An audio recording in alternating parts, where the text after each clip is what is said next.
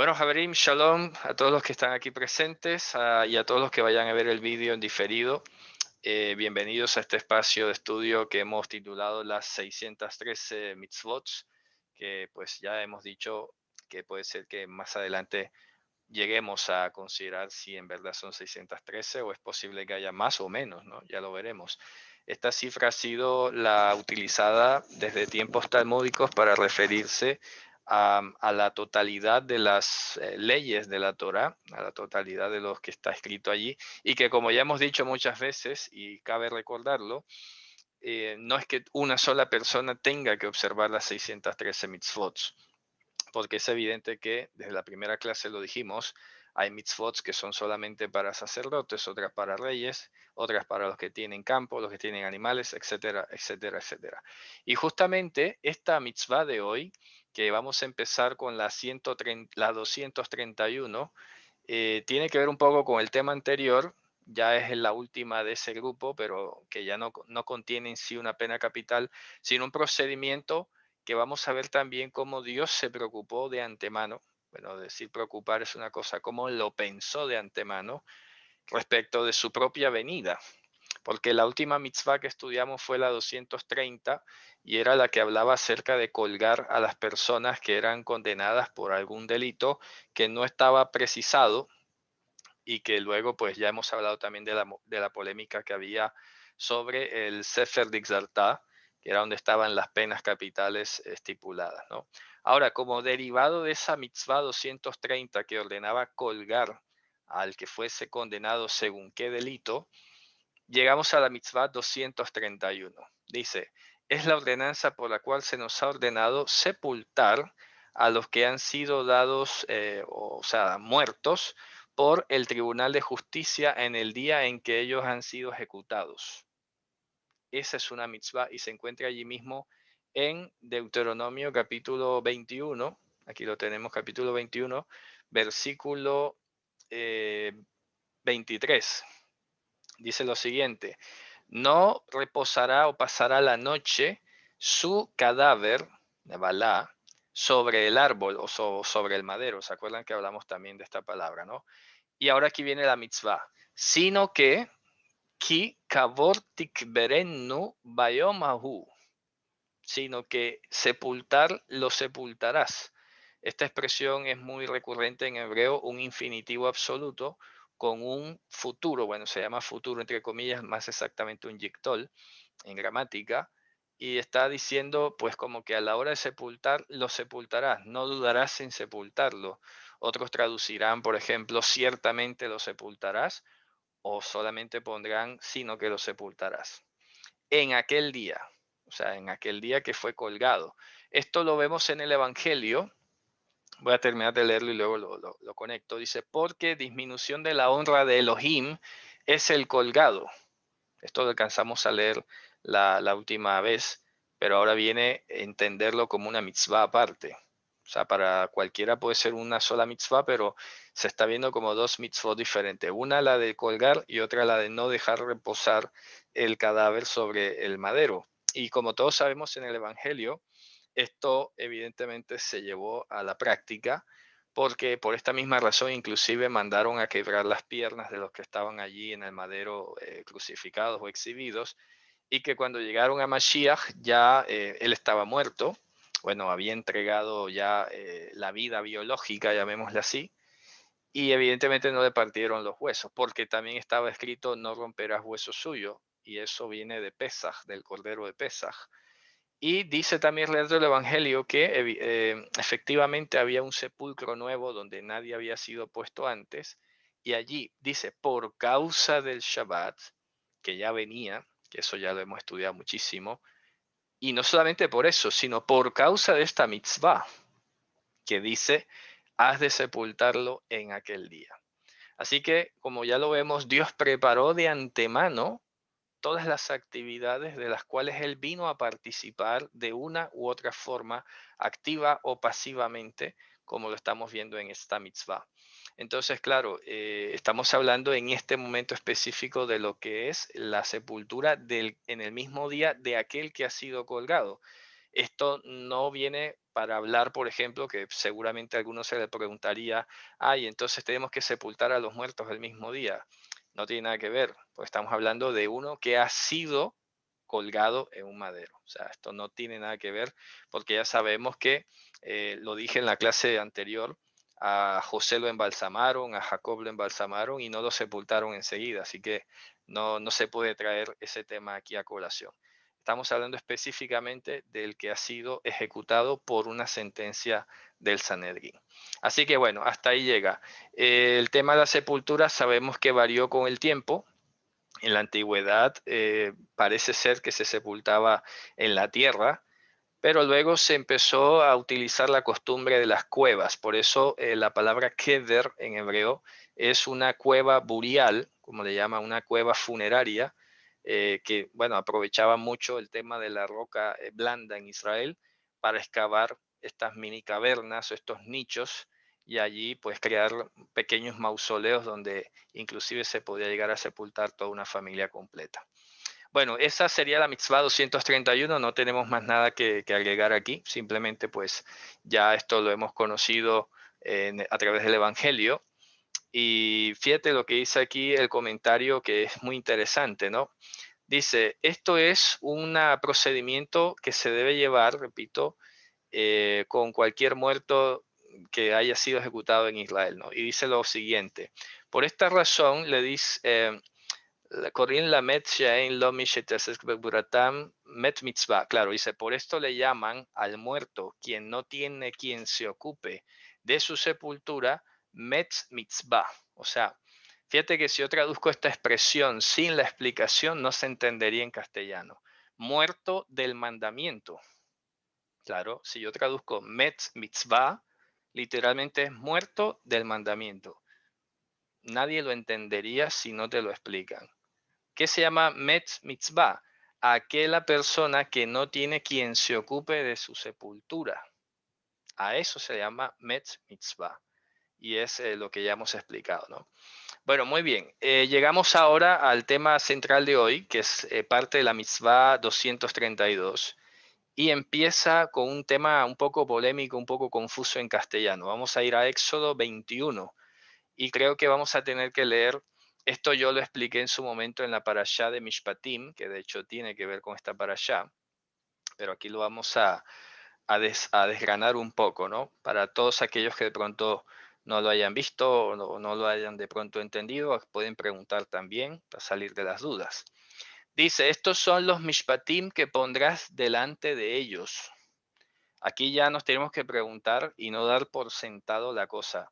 ¿Por qué? Porque si retrocedemos un momento al capítulo 20, sí, Éxodo 20 parece que está hablando de las 10 ordenanzas, de los 10 juramentos, ¿no?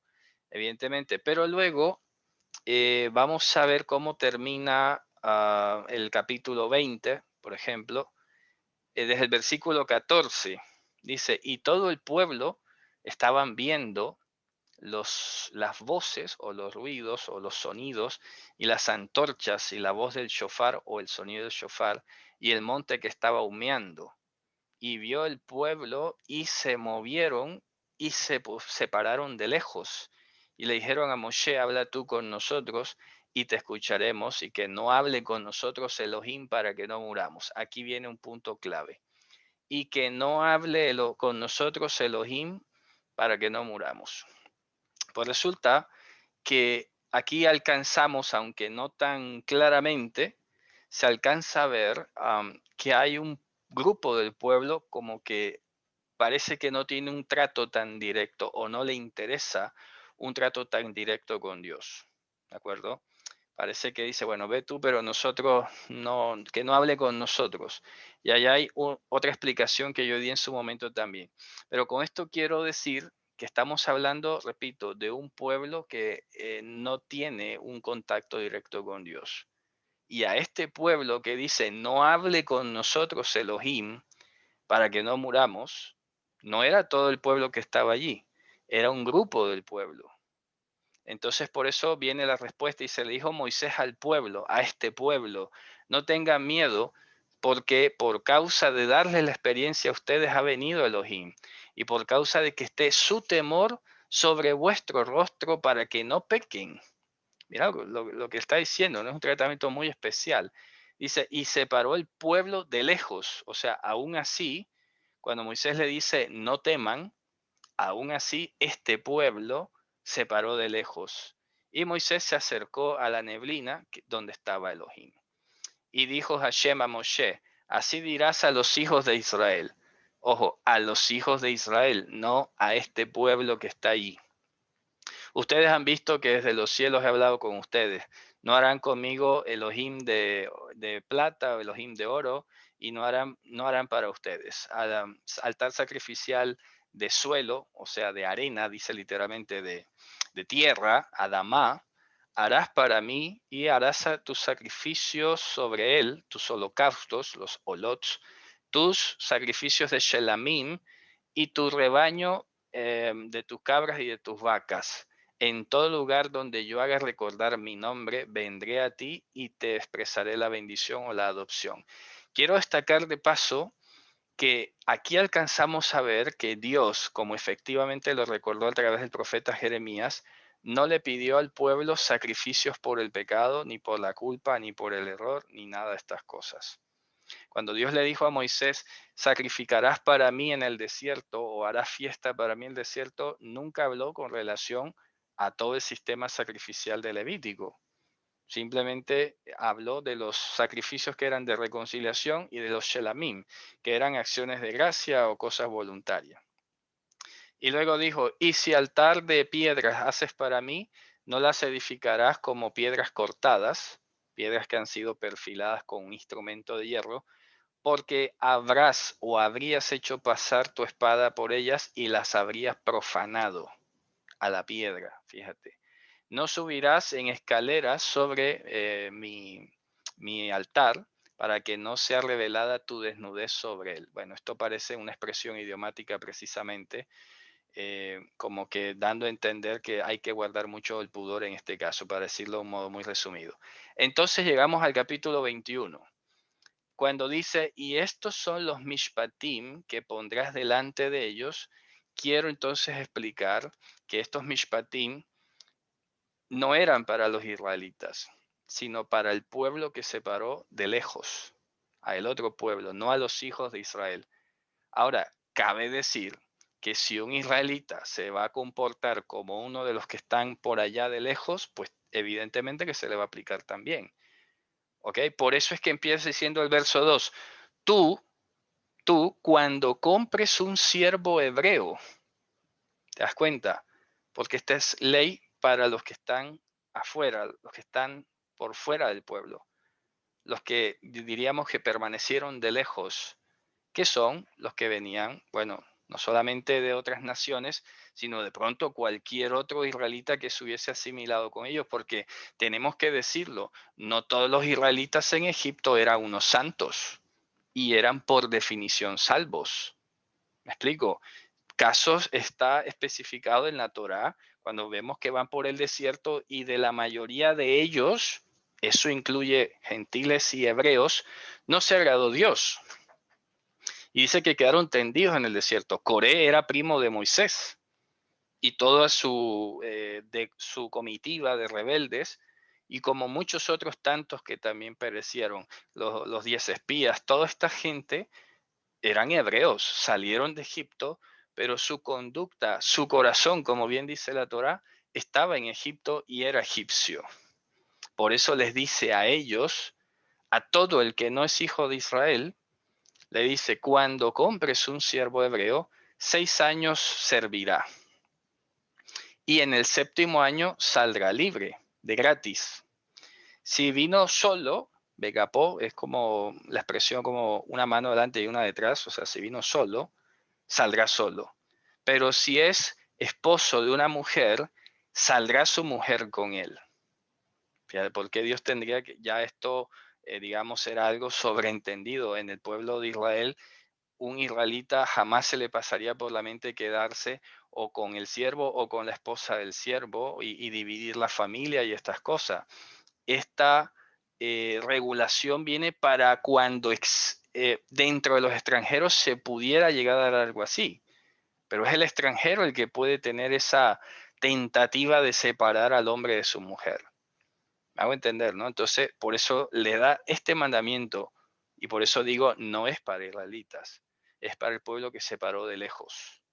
Ahora dice el 4, y si su señor le diere una mujer, está hablando de su señor extranjero, le diere al siervo hebreo una mujer, y ella le pare hijos o hijas, la mujer y sus hijos serán de su dueño, de su señor, pero él saldrá solo. ¿Te das cuenta? Esto, ¿qué te está enseñando aquí? Todo esto lo que tenemos que nosotros reflexionar y que no está tan fácil así como está escrito, lo que tenemos que reflexionar es, israelita, hijo de Israel, piénsalo 2 y todas las millones de veces que tengas que pensarlo antes de unirte en yugo desigual con un incrédulo. De aquí viene el principio. Ten presente que si por esos errores de la vida, por esas cosas de tu rebeldía o como quiera, terminas vendido donde un extranjero y él, estando tú allá, te llega a querer como si fueras un animalito, a parear con una mujer y todo, mira, ten presente que si vas a salir, ella no saldrá contigo, ni tus hijos. O sea que al mismo tiempo esto es una legislación que pretende disuadir a los israelitas de unirse en yugo desigual con los incrédulos. No solamente a nivel de negocio, sino también a nivel afectivo. Porque ya le está diciendo, oye, esa mujer es posesión de su señor.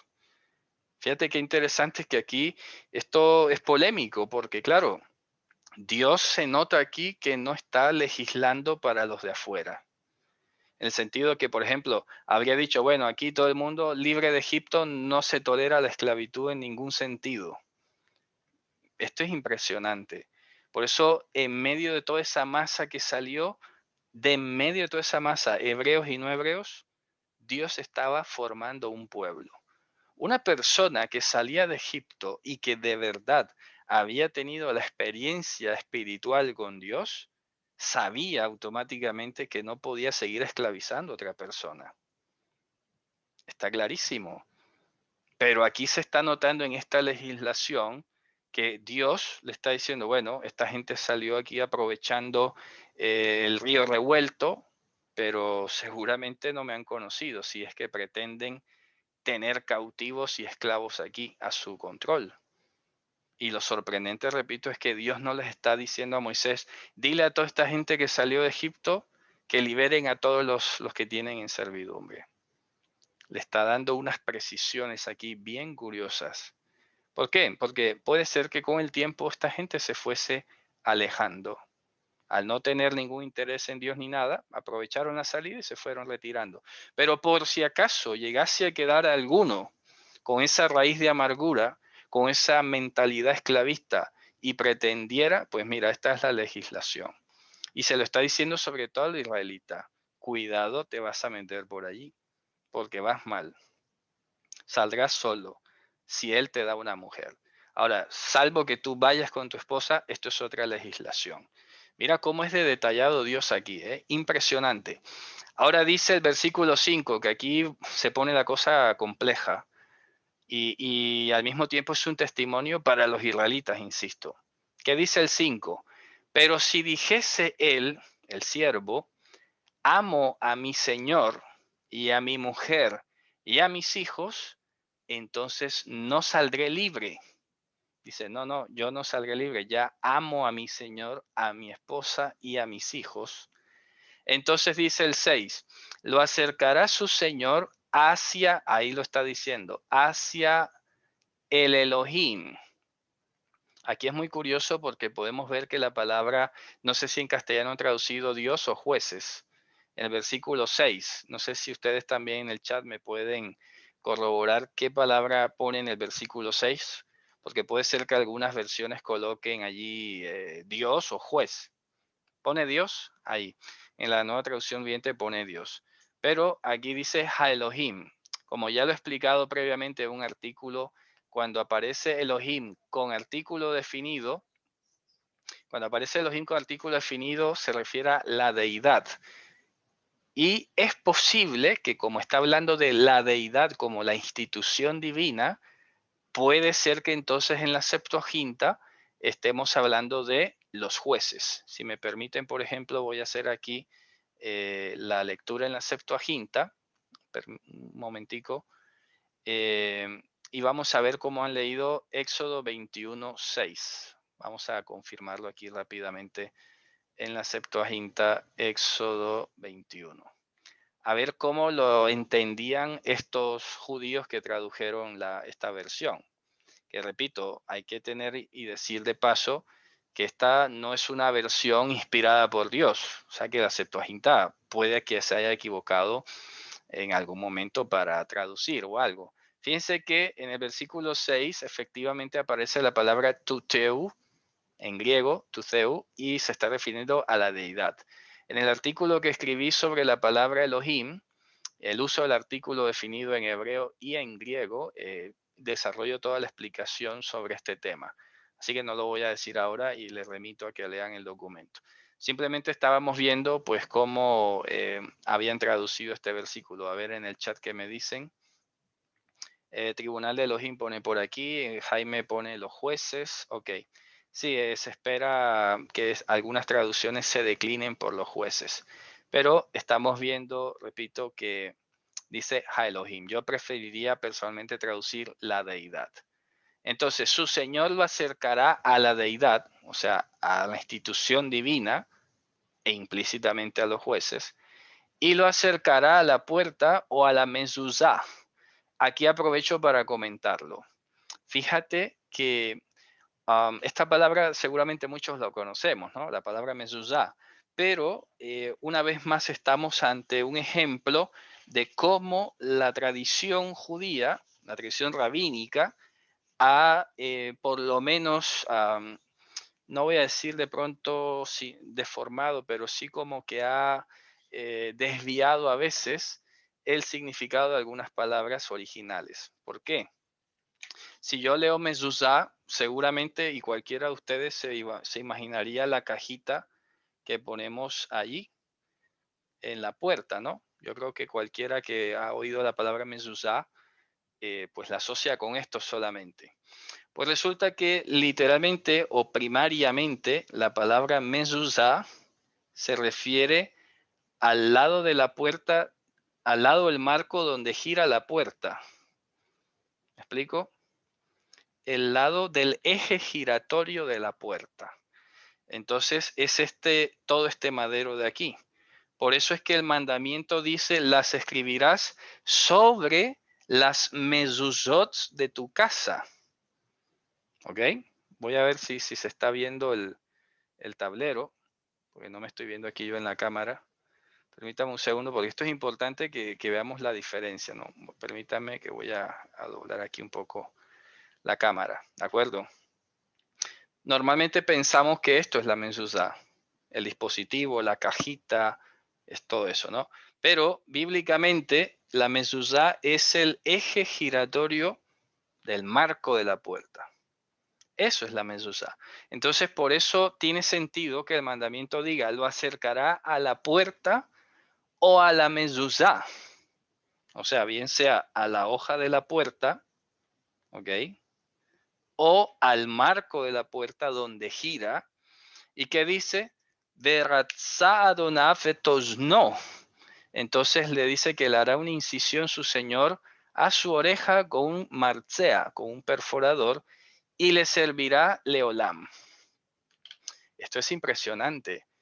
Claro, no sé, no me hallo, por ejemplo, aquí hay algo muy extraño, ¿no? Muy curioso, porque este siervo hebreo, ¿quién sería? ¿Por qué? ¿Por qué lo digo? Porque todo hombre de Israel tendría una tierra, ¿ya? Tendría que haber quedado solo, pero aún así tenía la esperanza de al Yobel recuperar la tierra, o por lo menos dejársela a sus hijos. Lo que estamos viendo aquí es un israelita, un hebreo, que ha renunciado a las promesas de Dios prácticamente. porque dice, le servirá Leolam, o sea que no saldrá libre. Ya hemos hablado, y sobre todo cuando estudiamos el himno 119, hablamos que la doctrina de Dios, la Torah de Hashem, es la Torah de la libertad. Que este siervo hebreo diga, no saldré libre, me quedaré aquí, Leolam, por todo el tiempo que ya a expensas de su señor o de su amo deba estar, eso en cierto modo es renunciar a la herencia que Dios está dando. Esto es muy fuerte, ¿no? Así que ahí termina esta legislación. Resumen, esta legislación no es para israelitas, porque no existe la servidumbre Leolam en medio de los hijos de Israel. No existe. Por lo dicho ahora, porque cada varón de Israel, por una o siguiente generación, tendrá derecho a la tierra, desde el punto de vista de las promesas de Dios, ¿no? Así que esta persona, por muy solitaria que dijera que estaba, tenía que preservar esa tierra y por lo menos titularla a algún pariente cercano, porque es que, como bien decía el rabino Donin, nadie es una isla. Nadie es una isla, nadie está absolutamente solo en este mundo. Y si pareciera así, hay legislaciones que indican qué se debe hacer.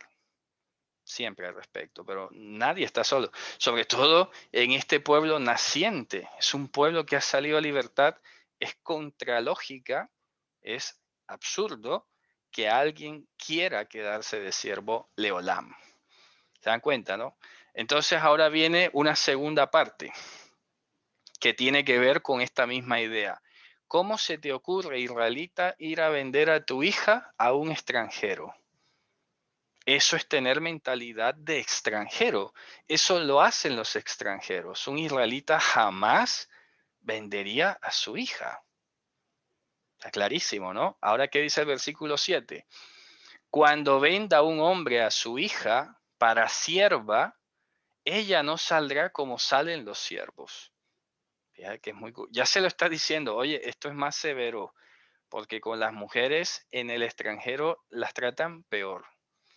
O sea, tienen unas condiciones más restringidas. Así que ni se te ocurra. Por eso le está diciendo, cuando alguno, y al mismo tiempo cabe recordar que como esta ley no es para israelitas, Dios entra a regular las relaciones entre los seres humanos del extranjero, de la gente que no tiene arte ni parte con Israel. Pero que en virtud de los posibles problemas que pudieran surgir entre las relaciones de ellos como vecinos de Israel, como posible afectación o amenaza al orden social, Dios establece esta mitzvah. Y dice, cuando alguno venda a su hija para que sea sierva, no saldrá como salen los siervos. Si es mala en ojos de su señor, mira cuando dice mala es como si esto es malo la situación, ¿no? Es un poco ambigua la expresión porque dice sí,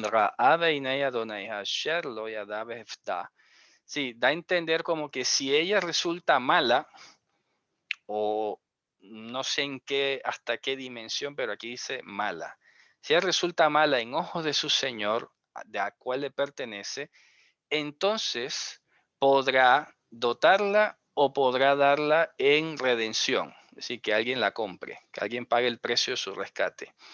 Pero ¿qué dice? A un pueblo nohri, desconocido, extranjero y desconocido, no podrá estimarla para venderla cuando él haya faltado contra ella. Aquí hay una expresión, repito, un poco oscura en el sentido. De Bigdoba. Es decir, como que él la tomó, simplemente como que no le gusta y luego dice, no la puedes vender para otro pueblo, aunque hayas faltado contra ella, o sea, que ella pudiera decir, mira, él me faltó, estoy libre. Dice, y si para su hijo es que la da en dotación, le hará conforme al procedimiento de las muchachas. Esto lo explicaba hace poco en el grupo, que Mishpat Habanot, o sea, como el procedimiento que hacen con las chicas que se van a casar. Luego dice, si otra toma para sí, si otra, su señor, toma para sí, le dará a ella lo relativo a su sostenimiento, a su cobertura y a su deber conyugal, y no lo podrá disminuir. Óigase bien, le dará lo relativo a su carne, she'erá, o sea, su sustento, su cobertura o abrigo y su deber conyugal. Eso no lo podrá disminuir. O sea que si le prestamos un poco de atención, ¿qué pueblo del mundo tiene esta costumbre? Los musulmanes, por ejemplo. Eso a nivel sociológico, histórico, se llama la familia sindiásmica, algo así creo que se llama, que es donde tiene esta especie como de poligamia y cosas por el estilo. Es evidente que Dios no está legislando ni diciendo esto para israelitas, porque aquí cualquiera diría, pero mira, Dios permite la poligamia, dice, y si toma otra, entonces le hará tal cosa, pero no le podrá disminuir esto. No, ya lo importante es el contexto, porque repito, cualquiera se valdría de estos versículos para venir a causar estragos. ¿Y qué dice el versículo 11? Si estas tres cosas él no le hace a ella, entonces ella saldrá de gratis sin mediación de dinero, de plata. Ein kesef, ein kasef. Hasta ahí llega esta legislación, como se dan cuenta, tiene la letra Samej, que cierra ese capítulo. Reflexión, insisto, no es legislación para israelitas. Esto era para los que salieron de Egipto, pero que no eran hijos de Israel en el sentido más profundo. Aquí me refiero ya a lo espiritual, no solamente a lo biológico, y a cualquier otro hebreo que no estuviese en sintonía con Dios. Entonces Dios le hace esta legislación. ¿Y esto para qué lo dice la Torah? Para que un israelita jamás se le ocurriera incurrir en un tipo de relación con esta gente, porque las consecuencias o las implicaciones eran casi irreversibles, muy dolorosas, complicadas. Resumen, no te compliques, no entres en unión con ellos. En este tipo de comunión, hay que decir que la palabra comunión es cuando tienes cosas que te unen de una manera difícil de disolver, ¿ok? Entonces es allí, repito, donde debemos enfatizar y que todos aprendamos a usar este texto para mostrar que esto no es una permisión, repito, para poligamia ni nada por el estilo. Bueno, hasta ahí prácticamente ha llegado esta lectura. Vamos a volver a nuestra mitzvah. No sé si ha quedado claro, pero igual pueden preguntar. Fíjense que de paso hemos estudiado la 233, que es cuando dice, y si él no le da lo ateniente a ella, le podrá permitir que alguien pague el precio de su libertad. Esa es la mitzvah 233. Y la 234 sigue en esa misma dirección. O sea que a través de esta mitzvah que hemos estudiado del siervo hebreo, como empieza para Shamishpatim, hemos estudiado la 232, 233 y 234. Son legislaciones para gente de fuera, para gente extranjera y para todos aquellos que digan ser hebreos, pero no lo son. No lo son en el sentido de la conducta, ¿no? De la práctica. ¿Cómo se debe considerar el patriarca Jacob y sus mujeres? Se debe considerar una gran desobediencia en el sentido de que desde el principio Dios había legislado, había dicho, enseñado que serían para una sola carne. Y eso nos lo ratifica nuestro propio Señor y Dios, Yahushua HaMashiach, cuando dijo, al principio no fue así, sino que varón y hembra los hizo y dijo, serán para una sola carne. Lo que vamos a ver en el caso de los patriarcas es, como lo he dicho muchísimas veces, no solamente con el caso de Jacob o de Abraham o de David o de Salomón. Lo que vamos a ver es que allí prevaleció la promesa de Dios por encima de los pecados de estos personajes. Sencillo.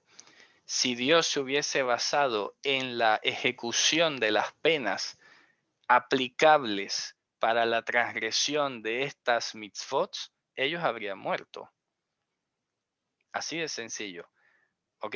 Entonces, por eso vamos a ver que, y lo expliqué en la última clase, en las dos últimas clases que hemos estado hablando de las penas capitales, hemos de recordar que existe es una suspensión de la ejecución de las sentencias y de la retribución de las obras, en gran caso o en buena medida.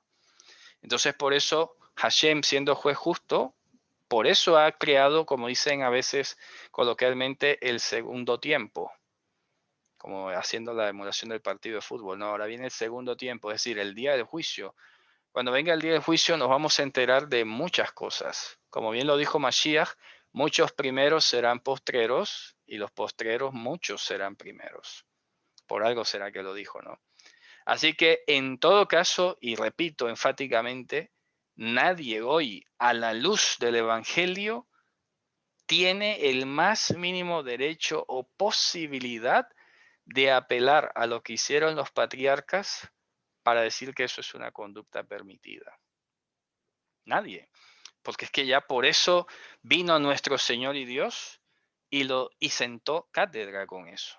Lo dejó explícito, totalmente aclarado. Y esta mañana precisamente lo hablaba con mi esposa porque hubo tanto un líder mesiánico, que de algunos espero que nunca se lo encuentren, ¿verdad? El apellido es Koniukovsky, y otro señor, apellido Valedón, de América Latina, era colombiano, salieron aprobando la poligamia y salieron hablando cada uno desde su fuente del mismo principio, que la ley de los patriarcas, la doctrina de los patriarcas, y con eso descaradamente, pisoteando el evangelio, aprobaron la poligamia. ¿Ya? Esto es escandaloso. Una de las iglesias más grandes de Barranquilla se acabó por ese escándalo, porque el fundador, señor Valedón, salió hablando de estas cosas. Y claro, eso ya es insostenible. Y aún así hubo gente que le siguió, para que se den cuenta. Así que de cuando en cuando Dios separa el trigo de la cizaña, para que tengamos por lo menos esa tranquilidad, ¿no? Que Dios no permite que su nombre sea burlado. Bien, vamos entonces a la mitzvah 235. La mitzvah 235 dice, bueno, ya también la hemos estudiado. Vamos a ver. Dice, es la ordenanza por la cual se nos ha ordenado el juicio de un siervo cananeo. Aquí parece que va en sentido ya con los siervos extranjeros. Y dice, siendo que existe la posibilidad de que nos sirvamos de él, leolam, ¿de acuerdo? Y que no salga a libertad, ¿cierto? Sino que entonces, digamos, lleguemos a un trato digno y lógico a través del juicio, y eso lo vamos a ver en Levítico 25:46. Vamos a ver en Levítico 25:46. Perdón, vamos a Levítico. Vamos a ver que fíjense que este es otro contexto totalmente diferente. Y miren cómo dice a continuación. Vamos a leer... Vamos a ver desde el 45. Vamos a ver un segundo.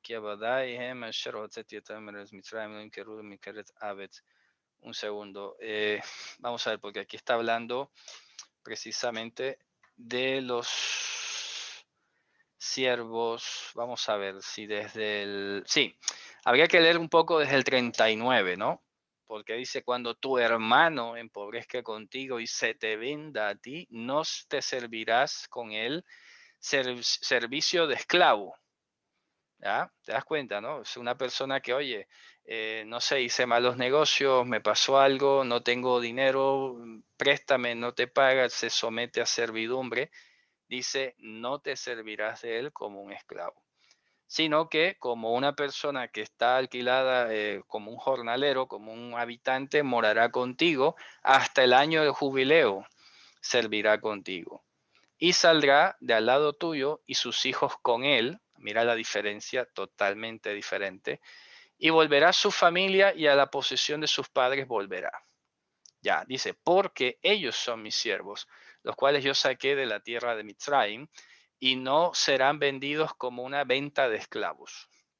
Así que aquí podemos comprobar efectivamente que hay una diferencia radical entre Éxodo 21 y Levítico, que estamos leyendo ahora el capítulo 25. Bien, entonces vamos al punto de esta mitzvah. Dice lo siguiente, vamos a ver. Sí, vamos un segundo. Sí, habíamos dicho 39 por aquí, más abajo, acá. En el versículo 43. Dice, Lotir de Bobefarej, no ejercerás gobierno sobre él con crueldad. De Yerretame los ejerces, sino que tendrás temor de tu Elohim. 44. Y tu siervo y tu sierva, que sean tuyos, de parte de los Goyim, ¿te das cuenta? De parte de los Goyim, Meet HaGoyim, Asher Svivoteihem, que están alrededor de ustedes, Mehem Tiknu Eved Veama, de ellos podrás comprar siervo y sierva. Fíjate qué impresionante, ¿no? De los de alrededor. Hebreos no los puedes comprar así, tu hermano israelita no lo puedes tratar igual. Los de fuera puedes comprarlos, pero ojo, mira lo que dice a continuación. 45. Vegam ibnei Shavim, y también de los hijos de los que moran, de los extranjeros, Agarim y Mahem, que viven con ustedes, de ellos podrás comprar, y de su familia que está con ustedes, que hayan parido en vuestra tierra, serán para ustedes por posesión. O sea que también la familia de ellos, ¿no? Le está dando el mismo trato que todo el mundo aceptaba. O sea que aquí en este caso Dios no está siendo injusto, porque es que todos los pueblos de la tierra hacían eso. Vamos a entender, ¿no? No es que Dios está imponiendo aquí una, como alguno puede pensar, que Dios está promoviendo la esclavitud. No, es que todo eso existía. Ya daba igual que tú te fueras a buscar mejores oportunidades en otro pueblo que no les va a encontrar. Y te está diciendo que, ojo, hay una compra, hay un tratamiento muy especial que se va a reflejar en lo que viene a continuación. Dice, ustedes los podrán dejar en sucesión de herencia a sus hijos después de ustedes, a estas personas. Como herencia de tenencia leolam, en ellos podrán servir, y a vuestros hermanos los hijos de Israel, el hombre contra a su prójimo, no le harás gobernar, ejercicio de gobierno con crueldad. Ahí está, él está haciendo una diferencia. Ahora viene el versículo 47. Y cuando alcance la mano de un ger o un toshav contigo, o sea, un prosélito que viene huyendo y se está amparando, o una persona que reside allí simplemente y que no le interesa la conversión, y se empobrece tu hermano con él, ¿ya? Y se ha vendido al ger toshav contigo, o sea, es muy curioso, ¿no? Tratando de ir a apelar lo que dice Éxodo 21, aquí prácticamente está citando Éxodo 21, en el versículo 47.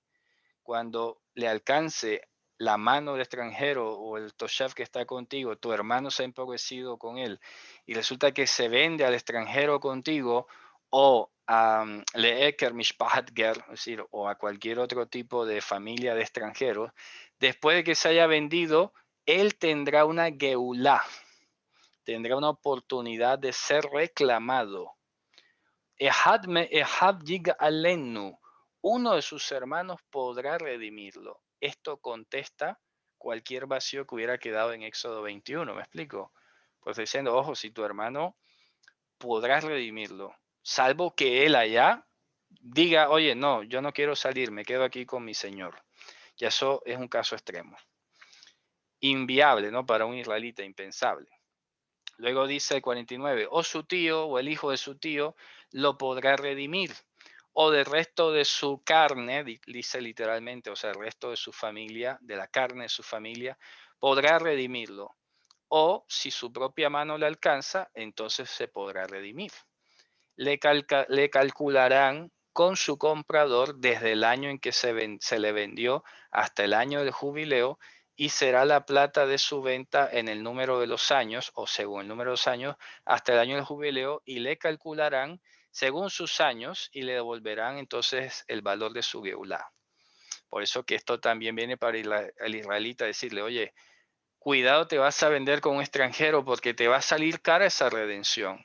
Imagina que te vendes en el año 10, te quedarías todavía hasta el año 50, 40 años allá sometido. Y eso es lo que valdría en años tu redención. Así que ni se te ocurra. Tienes que ser muy astuto cuando vayas a hacer negocios, ¿no? No puede ser que caigas tan bajo. Dice, "Kishir shana b'shana yeimo", dice, el salario, el monto se calculará según el salario de cada año que esté con él, y no, y aquí le hace la advertencia, pero ese extranjero o ese habitante que no es israelita, que no tiene nada que ver con Dios ni nada, no podrá ejercer crueldad con él ante tus ojos. O sea que también le estaba prohibiendo al extranjero, mira, ya podrás ser tu extranjero, pero aquí hay Dios en Israel. No te pases, porque el hecho de que tú no comulgues con nosotros y si uno de nosotros, por la razón que sea, está allá y tú te pasas, Dios te va a pedir cuentas. Así, o sea, esto era clarísimo. Dice el verso 54, y si no fuese redimido por estas cosas, saldrá de todas maneras en el año del jubileo, él y sus hijos con él, porque es un hebreo. ¿Te das cuenta, no? Aquí es cuando él ha entrado con sus hijos. Ahora, ya por esta legislación tenemos que leerla y empalmarla con todo lo que estudiamos anteriormente, porque ya le está diciendo, aquí es si él y sus hijos han entrado. Pero si este israelita se fue al extranjero y allá el extranjero le dio una mujer y ella parió hijos, esos no son hijos de él, son hijos de ella. ¿Ya? Entonces él a la hora de salir tendría que salir solo. Por eso hay que empalmar estos dos textos, Levítico 25 con Éxodo 21. Y luego que dice el 55, como para que quede clarísimo y diferenciado esto de Éxodo 21. Dice el versículo 55, Ki li bnei Israel, avadim avadaihem, asher hotzeti otam eretz Mitzrayim, ani Hashem Elohechem. Porque míos son los hijos de Israel. Míos son los hijos de Israel. Siervos son ellos mis siervos. Mis siervos. Eso lo recuerda el apóstol Pablo en Romanos capítulo 14. Oye, ¿tú qué haces juzgando al criado ajeno? Ese es siervo de Dios, no tuyo. Ya verás, ya Dios tratará con él. Dice, a los cuales yo saqué de la tierra de Mitzrayim, yo soy Hashem, vuestro Elohim. Así que aquí tenemos entonces claramente una legislación muy interesante y la exhortación que nos deja este estudio de hoy, que ya vamos a ir terminando, es no unirse en yugo desigual, no hacer malos negocios, tomarte todo el tiempo para analizar todas las implicaciones que podría tener el unirte en un yugo desigual a nivel financiero y pues por muchísimas más razones con a nivel emocional o a nivel de parejas. Porque no hay razones para que uno se complique la vida. Acuérdense de lo que dice el principio, ¿no? Es la ambición la que ha llevado a muchos a ser traspasados de muchísimos dolores. Lo dice Pablo a Timoteo. El amor al dinero es la raíz de todos los males. Todos estos líos de aquí, a donde llega el tema de la pobreza injustificada, es con toda seguridad por malas decisiones o ambición. Porque Dios le dio a cada familia de Israel su tierra para que pudiese vivir, para que pudiese ganar su sustento. Solamente una persona inconforme que quiere más allá del sustento y el abrigo es la que se va a meter en estos líos. Va a querer más de lo que puede, más de lo que calculó, y pues ahí está, será traspasado de muchos dolores. Así que hay que ir con calma. Hace poco escuchamos a un señor muy famoso aquí en Cataluña que hablaba acerca de la felicidad y todo esto, ¿no? Y sorprendentemente, yo no sé si es que él lo sabía y no citó la Biblia, o es que sorprendentemente llegó al mismo punto.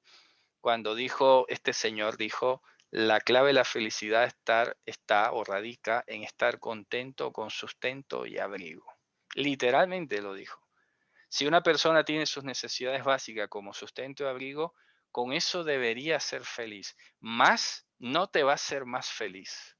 Así lo decía, impresionante. Y eso nos lo está enseñando la escritura desde hace más de 2000 años.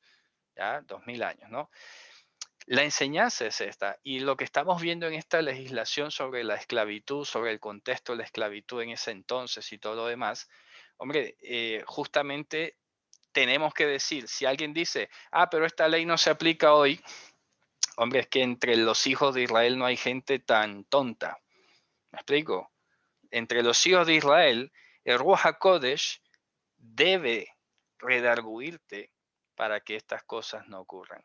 Si comienzas a enredarte la existencia con yugos desiguales, no sé, me atrevería a dudar muchísimo quién es el que habita dentro de ti.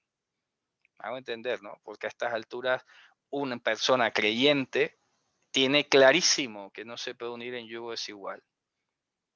Eso es importante. Ahora, otra cosa muy diferente es que la otra persona mienta y se haga pasar como creyente y luego te salga con una historia rarísima. Eso es otra cosa.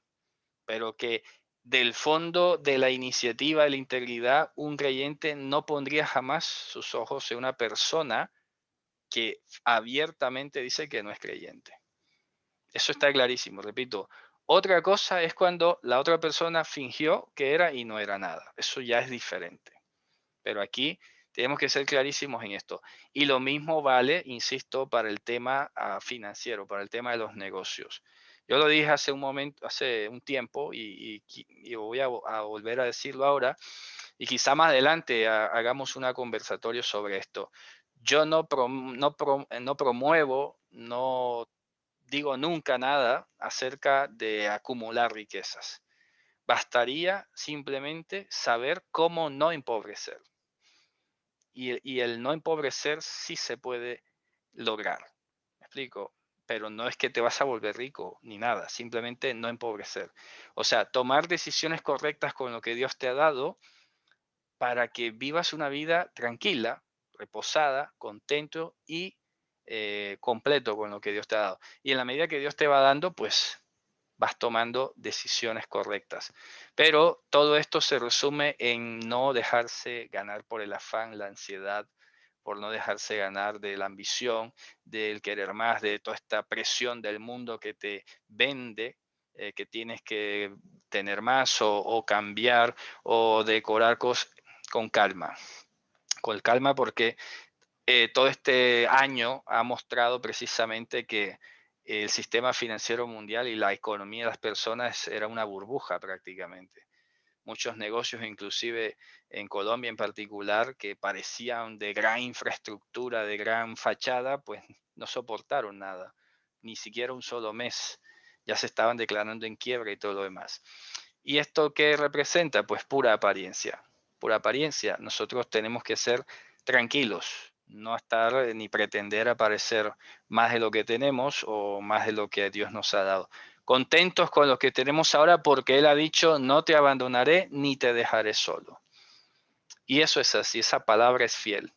Así que bueno, Jabrim, con esto nos vamos a despedir por hoy prácticamente. Ya la mitzvah que vendría también la vamos a continuar para la próxima, más bien sobre el tratamiento de los siervos y todo lo demás. Y pues seguiremos hablando sobre esta parte. Si alguien tiene alguna pregunta adicional que agregar, alguna cosa que decir. Aquí dice, ¿cómo aplicaría estos mandamientos hoy, ya que a veces trabajamos con hermanos de nuestras empresas? Hombre, está la legislación clarísima. Es que el contexto precisamente, por eso lo digo, ¿no? Hoy no existe, primero de todo, el contexto de la esclavitud o de la servidumbre en ese caso. Ahora, ¿qué implica todo esto? Si desenvolvemos la madeja, como dicen por allí, tenemos que ver cómo inician los problemas. ¿Cómo es que una persona llega al extremo de venderse en servidumbre porque es que no tiene más nada? Es aquí donde nos tenemos que de pronto preguntar en términos solidarios o en términos de pronto de cooperación si es posible hacer otro tipo de medida, me explico, pero si fuese, repito, el caso que una persona llega a ti diciendo, oye, es que no estoy totalmente en la calle, no tengo nada, dame amparo, hombre, le podemos dar amparo. Y que claro está, hasta el apóstol Pablo trabajaba, se lo dijo a los corintios, aquí nadie me está sosteniendo, yo trabajo. Y me llama mucho la atención, por ejemplo, que la Didache, que es un manual de los primeros cristianos, decía precisamente que si una persona llegaba diciendo que era un apóstol de una congregación o algo, se podía quedar 2 días y al tercero ya le tenían que asignar un oficio. precisamente, imagínate lo que ya estaba pasando en esa época, igualito a los apóstoles de hoy, ¿no? Que te piden por anticipado hotel y cosa y limosina y de todo. La Dida G dice eso, es un documento histórico. Y estamos hablando de creyentes que estaban sirviendo al Señor y se había al tercer día dado un oficio. Bien dijo Pablo, ¿no? El que no trabaja, pues que no coma en ese caso. Porque es que no podemos ser tampoco manipulados por el otro extremo, ¿no? Que de pronto la gente quiera venir a aprovecharse de la bonanza o de la, no sé, de la apertura. Todas las cosas en su equilibrio. Vamos a estar ayudando, claro está, pero también aprovechando para, como lo he dicho siempre, y la gente lo dice a nivel del mundo, en su refrán, ¿no? No, no deje el pescado, enseña a pescar. Pues algo así.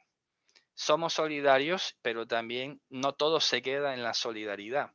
Hay que ver cómo se ayuda a la persona a salir de ahí, para que precisamente se independice y vuelva a darle un poco de dignidad a su vida, ¿no? De eso se trata. Así que bueno, ya tocaría analizar pronto la pregunta que me está haciendo aquí el Javier. Ya hablaría de pronto contigo aparte sobre este caso que me preguntas, porque no lo veo de pronto en la actualidad cómo aplicaría, pues estamos hablando, repito, de casos extremos de servidumbre en función de deudas, en función de cosas. Y bueno, ya si no, pues cualquier cosa exponemos la próxima clase, lo que habría que agregar sobre esto. Bueno, Javerim, a todos, muchas gracias por asistir, por estar aquí. Shabbat Shalom y nos vemos en una próxima con la ayuda de Hashem. Leitraut. Shalom.